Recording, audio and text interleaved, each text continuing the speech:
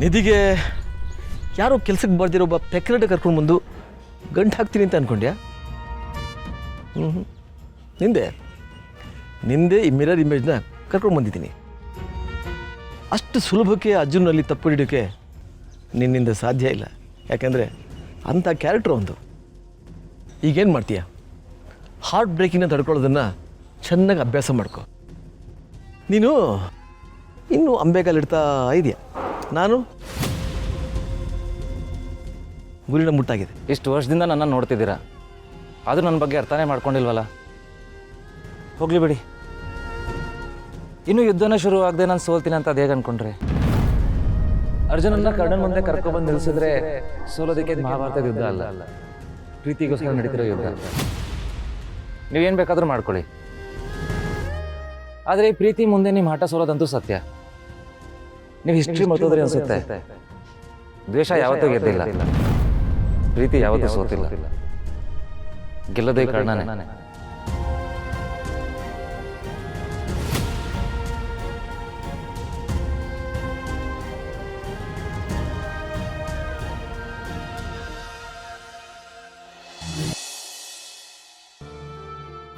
ನನ್ನ ಲೈಫಲ್ಲಿ ಸುನಾಮಿ ಎಪ್ಸಿ ಈಗೇನು ಆಗೇ ನನ್ನ ಥರ ಇದೆಯಾ? ಈ ಕನ್ನಡಕ ಬಾ, ಇವತ್ತು ನಿನಗಿದೆ ಕಣೆ.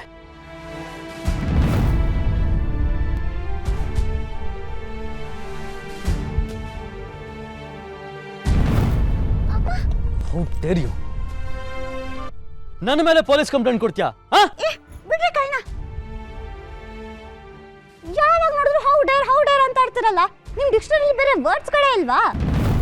ಅಂಡ್ ಮೋರ್ ಓವರ್ ನಿಮ್ಮ ಮೇಲೆ ನಾನು ಯಾಕೆ ಕಂಪ್ಲೇಂಟ್ ಕೊಡ್ಲಿ? ನನಗೆ ಮಾಡೋಕ್ ಬೇಕಾದಷ್ಟು ಕೆಲಸಗಳಿವೆ. ಅಂಡ್ ನಿಮ್ಮ ಮೇಲೆ ಕಂಪ್ಲೇಂಟ್ ಕೊಡೋದ್ರಿಂದ ನನಗೆ ಯಾವ ಯೂಸು ಇಲ್ಲ. You mean useless? Yes, exactly.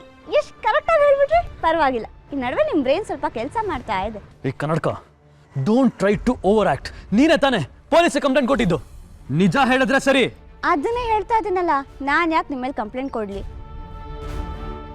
ಓ, ಹಾಗಂದ್ರೆ ಪೊಲೀಸರು ನಿಮ್ಮನ್ನ ಅರೆಸ್ಟ್ ಮಾಡಿದ್ರಾ? ವಾವ್, ನಾನು ಗೆಸ್ ಮಾಡಿದೆ ಒಂದಲ್ಲ ಒಂದಿನ ಹಿಂಗಾಗತ್ತೆ ಅಂತ.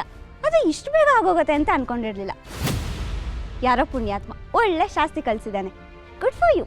And this is really not good for you. ನೀನು ಹೇಳ್ತಿರೋದೆಲ್ಲ ಸುಳ್ಳು ಅಂತ ನನಗೆ ಚೆನ್ನಾಗಿ ಗೊತ್ತು. ಇದಕ್ಕೆಲ್ಲ ನೀನೇ ರೀಸನ್. ಅಯ್ಯೋ, ಇದು ಒಳ್ಳೆ ಕತೆ ಆಯ್ತಲ್ಲ. ಈ ಜಗತ್ತಲ್ಲಿ ನಿಮ್ಮ ವಿರುದ್ಧ ಏನೇ ಆದರೂ ನಾನು ಒಬ್ಳೆ ರೀಸನ್ ಅನ್ನೋ ಥರ ಮಾತಾಡ್ಬಿಡಿ.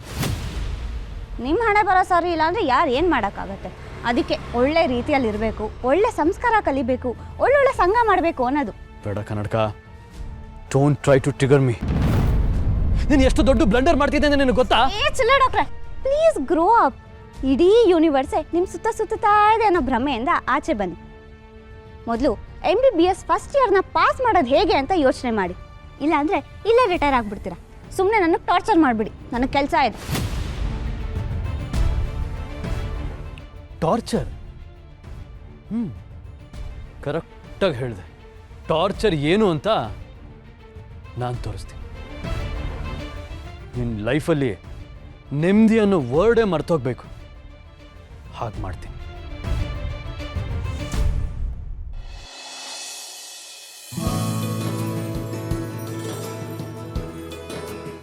ಬನ್ನಿ ಬನ್ನಿ, ವೆಲ್ಕಮ್.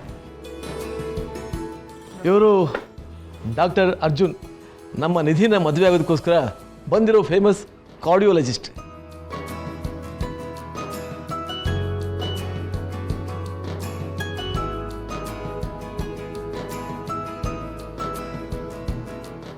ಅವನು ಇಲ್ಲಿ ಮಾತ್ರ ಅಲ್ಲ, ದೇಶ ವಿದೇಶಗಳಲ್ಲೂ ಬಹಳ ದೊಡ್ಡ ಹೆಸರನ್ನು ಮಾಡಿದ್ದಾನೆ. ಎಂಥದೇ ಕಾಂಪ್ಲಿಕೇಟೆಡ್ ಹಾರ್ಟ್ ಆಪರೇಷನ್ ಆದರೂ ಪರವಾಗಿಲ್ಲ, ನಮ್ಮ ಅರ್ಜುನ್ ಕೈ ಹಾಕಿದ್ರೆ ಸಾಕು, ಸಾಕ್ಷಾತ್ ಧನ್ವಂತರಿನೇ ಬಂದ ಹಾಗೆ.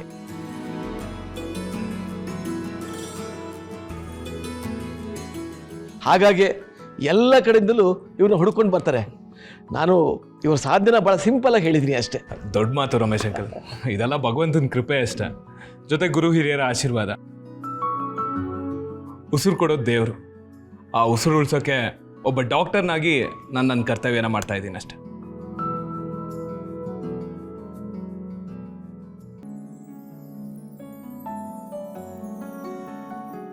ಮುತ್ತಿನಂತ ಮಾತಾಡ್ದ್ಯಪ್ಪ. ನಿನ್ನನ್ನು ನೋಡಿ ನನಗೆ ತುಂಬ ಖುಷಿಯಾಯಿತು. ನಾನು ನಮ್ಮ ನಿಧಿ ಅಜ್ಜಿ. ನಮಸ್ತೆ ಅಜ್ಜಿ. ನಿಮ್ಮ ಬಗ್ಗೆ ರಮೇಶ್ ಅಂಕಲ್ ಆಲ್ರೆಡಿ ಎಲ್ಲ ಹೇಳಿದ್ದಾರೆ. ಇವರು ಲಕ್ಷ್ಮಿ ಅಜ್ಜಿ, ಇವರು ನಿಧಿ ಸಿಸ್ಟರ್ ನಿತ್ಯ, ಇವರು ಮಾಲ್ತಿ ಆಂಟಿ, ಆಮೇಲೆ ನೀವು Nayantara Ramesh uncle sister, then you Radhika and you doctor Karna, correct?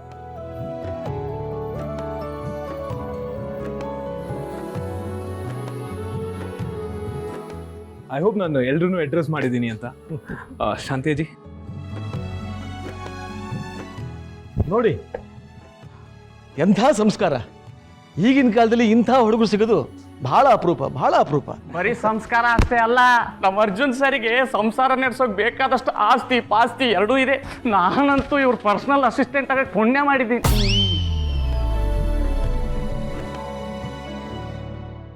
ಪರವಾಗಿಲ್ಲ ಅರ್ಜುನ್ ಅವರೇ, ಎಲ್ಲರ ಬಗ್ಗೆ ತುಂಬಾ ಚೆನ್ನಾಗಿ ತಿಳ್ಕೊಂಡು ಬಂದಿದ್ದೀರಾ.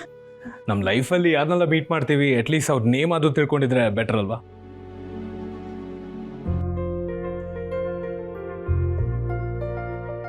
ಕರ್ಣ ಸರ್, ಇವರು ಡಾಕ್ಟ್ರ ಇಲ್ಲ ಸಿನಿಮಾ ಹೀರೋನ? ನೋಡೋಕೆ ಸಖತ್ತಾಗಿದಾರಲ್ವಾ? ಅದು ಸುಮ್ಮನೆ ಇನ್ಫಾರ್ಮೇಶನ್ ಕೇಳಿದೆ ಸರ್ ಅಷ್ಟೇ. ಮಾತಾಡ್ತಾ ನಮ್ಮ ಸುಲೋಚನಾ ಅಜ್ಜಿನ ಪರಿಚಯ ಮಾಡೋದು ಮರ್ತ್ಬಿಟ್ಟೆ. ಇವರು ನಮ್ಮ ಅರ್ಜುನನ ಪ್ರೀತಿಯ ಅರ್ಜಿ.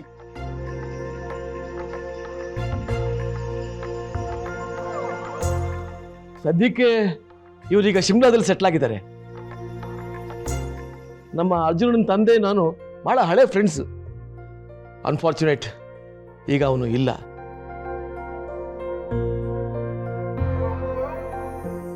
ಅರ್ಜುನ್, ನೀವಿರೋದು ಶಿಮ್ಲಾದಲ್ಲ?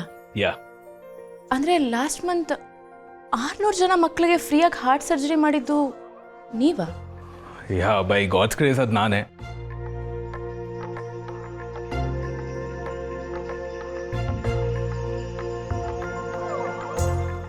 ಒಂದು ಕಡೆಯಿಂದ ಅಷ್ಟು ಮಕ್ಕಳಿಗೆ ನಾನು ಟ್ರೀಟ್ಮೆಂಟ್ ಕೊಡೋಗಾಯ್ತು ಅಂತ ಖುಷಿ ಪಡಬೇಕೋ, ಅಥವಾ ಅಷ್ಟು ಮಕ್ಕಳಿಗೆ ಆ ಥರ ಒಂದು ಪ್ರಾಬ್ಲಮ್ ಬಂತು ಅಂತ ದುಃಖ ಪಡಬೇಕಂತ ಗೊತ್ತಾಗ್ತಿಲ್ಲ. Still confused.